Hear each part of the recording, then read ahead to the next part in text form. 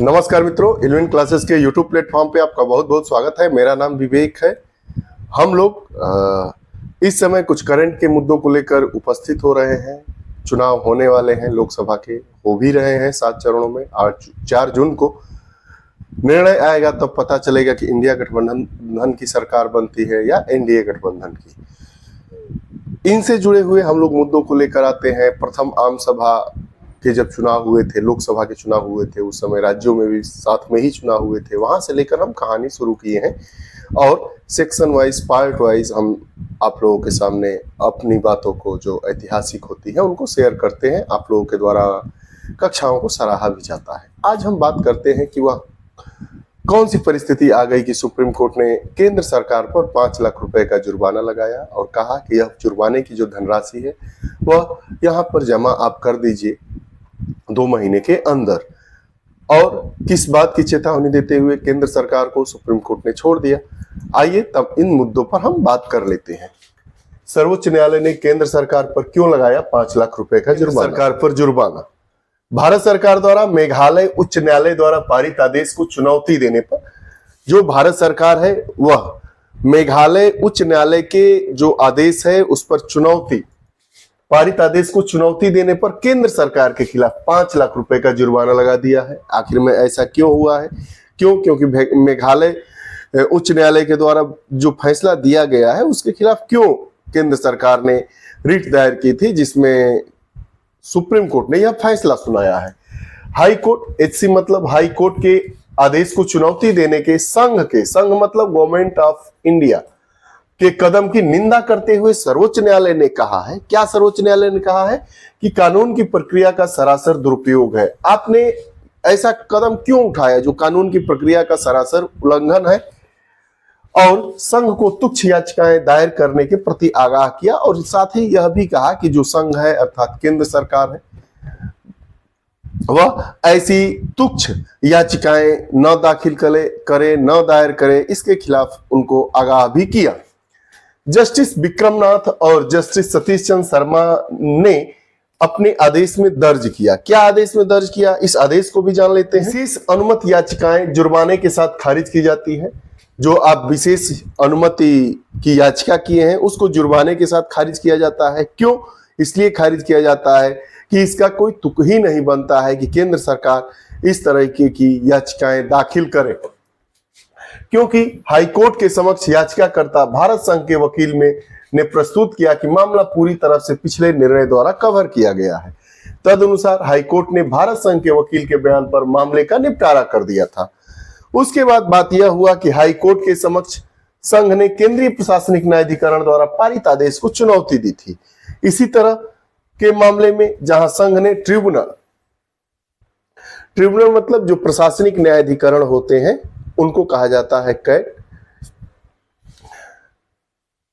आदेश को चुनौती दी थी। हाईकोर्ट में इस आधार पर अपील खारिज कर दी थी कि ट्रिब्यूनल के पर्याप्त कर कारण दे दिया है।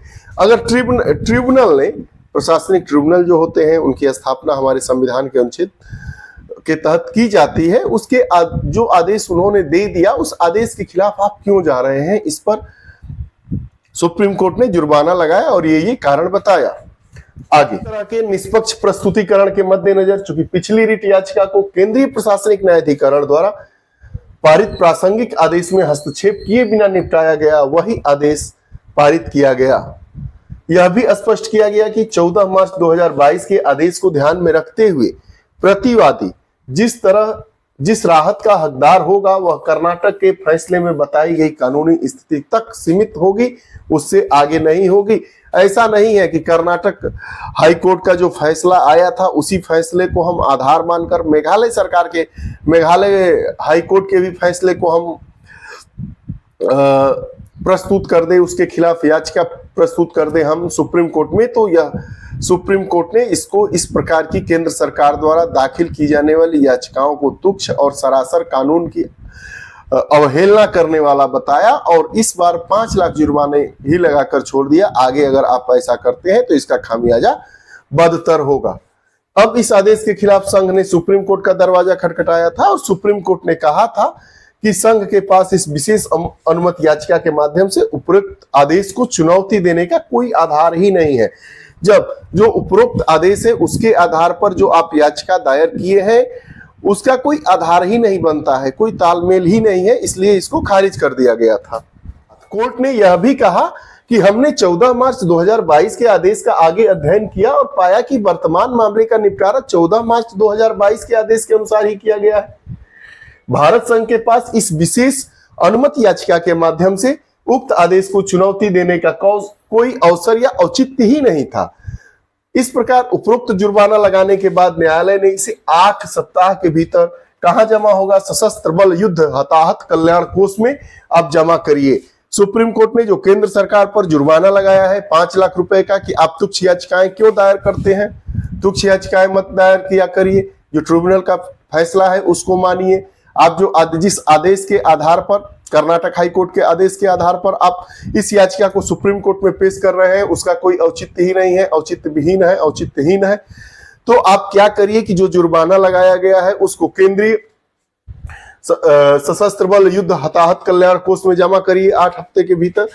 इसके 1 सप्ताह बाद संघ को सुप्रीम कोर्ट की रजिस्ट्री में ऐसी जमा राशि का प्रमाण दाखिल करना आवश्यक है और आप पैसे जमा किए उसका प्रमाण भी दाखिल करिए। याचिकाकर्ता की ओर से additional solicitor general Vikramjit Banerjee पेश हुए। एडवोकेट ऑन रिकॉर्ड अभिजीत राय ने उत्तरदाताओं का प्रतिनिधित्व किया। पीठ ने याचिकाकर्ता पर 5 लाख रुपए का जुर्माना लगाया है जिसे 8 सप्ताह के भीतर सशस्त्र बल युद्ध हताहत कल्याण कोष के खाते में जमा किया जाएगा। केंद्रीय प्रशासनिक न्यायाधिकरण CAT, सेंट्रल एडमिनिस्ट्रेटिव ट्रिब्यूनल जिसको अंग्रेजी में कहते हैं, कैट कहते हैं, कैसे स्थापना हुई इसका कुछ संवैधानिक प्रावधान जानते हैं। केंद्रीय प्रशासनिक न्यायाधिकरण कैट का गठन भारतीय संविधान के अनुच्छेद 323A के तहत 1985 में अधिनियम द्वारा किया गया था। ट्रिब्यूनल को इस धारा से अपना क्षेत्राधिकार, शक्तियों और अधिकार प्राप्त होते हैं। अनुच्छेद 323A के तहत इसका गठन केवल संसद के माध्यम से ही किया जा सकता है। ऐसा नहीं है कि अनुच्छेद 323A के तहत राज्य सरकारें भी, राज्य का विधानमंडल भी इस प्रकार के ट्रिब्यूनल को स्टेबल कर सकता है, ऐसा नहीं है। हमारे भारतीय संविधान के अनुच्छेद 323A में यह बताया गया है कि CAT जो सेंट्रल एडमिनिस्ट्रेटिव ट्रिब्यूनल है उसका गठन केवल संसद के द्वारा ही किया जा सकता है और इसी अनुच्छेद के तहत उसको अपने अधिकार, क्षेत्राधिकार सभी प्राप्त है। संरचना क्या होती है? एक अध्यक्ष होता है जिनका कार्यकाल 5 वर्ष या 65 वर्ष की आयु जो भी पहले हो। यह जो अध्यक्ष होंगे वो सुप्रीम कोर्ट के न्यायाधीश रह चुके हों या हाई कोर्ट का मुख्य न्यायाधीश होना आवश्यक है। अध्यक्ष का कार्यकाल 5 वर्ष या 65 वर्ष की आयु जो भी पहले पूर्ण हो जाए। लेकिन अध्यक्ष कौन बनेगा? या तो सुप्रीम कोर्ट के आप न्यायाधीश रहे हो या हाई कोर्ट के मुख्य न्यायाधीश आप रहे हो। उपाध्यक्ष एक होता है, कार्यकाल 5 वर्ष या 62 वर्ष जो भी पहले हो जाए। अन्य सदस्य भी होते हैं, सभी की नियुक्ति राष्ट्रपति के द्वारा की जाती है। तो हमने जाना कि केंद्र सरकार को सुप्रीम कोर्ट ने लताड़ लगाते हुए 5 लाख रुपए का जुर्माना लगाया है और कहा है कि 8 सप्ताह के अंदर आप इसको उस मद में जमा करिए और आप ऐसी तुच्छ याचिकाएं दायर करने से आप बचिए।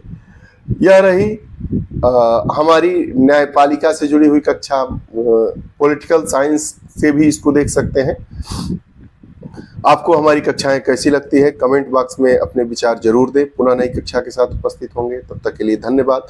लेकिन अगर आप हमारे चैनल से नहीं जुड़े हैं तो कृपया चैनल से जुड़े और बेल आइकन का बटन दबाना ना भूलें ताकि जो हमारी वीडियोस आए वो आप तक पहुंच जाए।